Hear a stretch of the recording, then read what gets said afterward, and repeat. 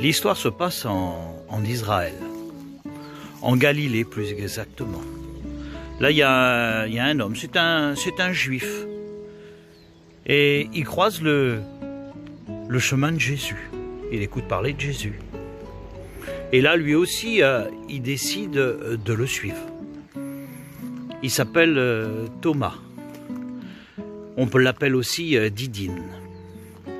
Et il fait partie des 12 qui suivent Jésus partout où il va. Jésus, il est parmi eux, il leur parle de son ami Lazare.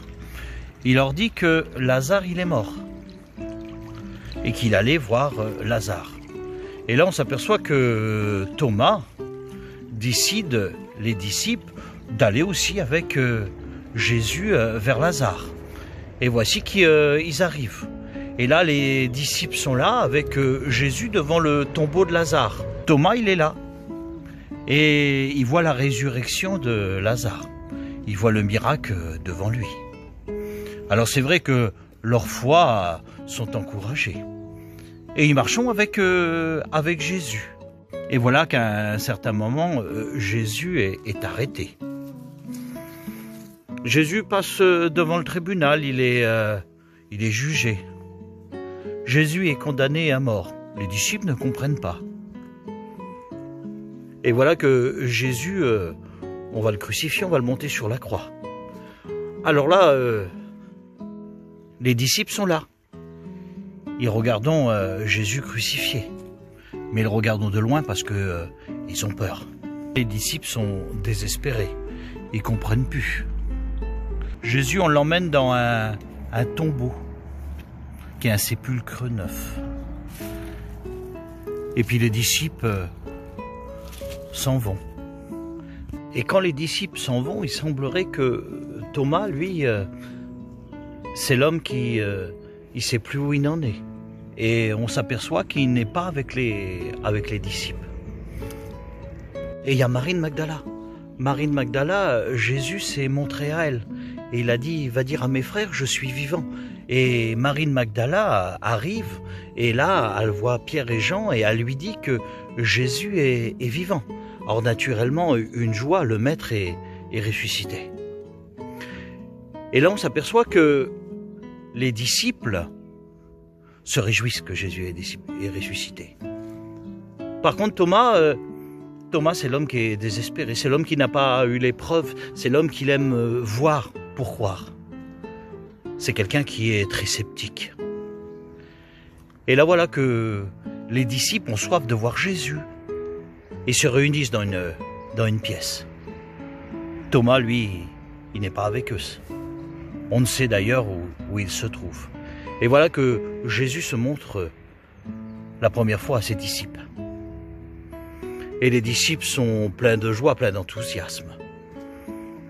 Et quand ils rencontreront Thomas, ils lui disent « Tu n'étais pas avec nous, Jésus est venu, nous l'avons vu. » Et Thomas, c'est quelqu'un qui est très sceptique. Il sait qui est Jésus, il croit en Jésus. Mais on s'aperçoit qu'il ne croit pas à sa résurrection.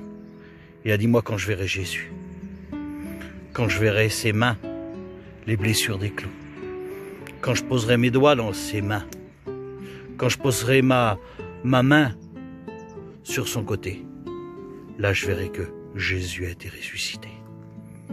Mais là, on s'aperçoit quand même que Thomas, c'est quelque chose qu'il travaille. Parce que 8 jours plus tard, ils se réunissent encore. Parce qu'ils attendent encore la visite de Jésus. Et à ce moment-là, Thomas, lui aussi veut voir. Et Thomas est là. Et là, pour la deuxième fois, Jésus se présente à eux. Et Thomas voit Jésus de ses yeux. Jésus l'appelle Thomas. Thomas, c'est ce qu'il l'attend, il approche. Jésus est celui qui connaît les pensées, qui connaît toutes choses. Et il lui fait voir les blessures dans ses mains, des clous. Il lui prend la main à Thomas et il les met dans ses mains qui ont été percées. Il prend la main à Thomas et il la met dans son côté. Et à ce moment-là, Thomas, il est là. Et Thomas dit quelque chose. Il dit, je sais que tu es mon Seigneur, mon Dieu. Et là, on s'aperçoit que Jésus lui fait une reprimande. Il dit, Thomas, il faut que tu voies pour croire. Il dit, heureux celui-là qui a cru sans voir. Thomas heureux. Jésus l'a réprimandé, mais il s'est aperçu que Jésus est ressuscité. Et là, on voit dans le récit qu'il se trouve avec Pierre dans le bateau au bord de la mer. Ils ont pêché toute la nuit, ils n'ont rien pris. Et là, Thomas voit encore le miracle une fois de plus. Jésus vient. Il dit, jetez le filet du côté droite. Et là, ils s'aperçoivent qu'il y a le miracle qui arrive. 153 gros poissons. Les disciples sont réjouis. Thomas est là. Une fois de plus, il voit encore le miracle. Quelle expérience ils poursuivent leur ministère. Les historiens ont découvert que Thomas, environ 17 ans plus tard, une fois que Jésus était ressuscité, ils sont embarqués. Ils sont embarqués pour un pays d'Asie, pour l'Inde, pour aller annoncer l'évangile en Inde. Il a été au sud de l'Inde, une ville qui s'appelle Madras. Et là, pendant 18 ans, l'apôtre saint Thomas a prêché l'évangile. L'histoire nous dit qu'il y a une montagne. Et sur cette montagne, Thomas a été tué par une lance. D'ailleurs, aujourd'hui, cette montagne s'appelle la montagne de saint Thomas.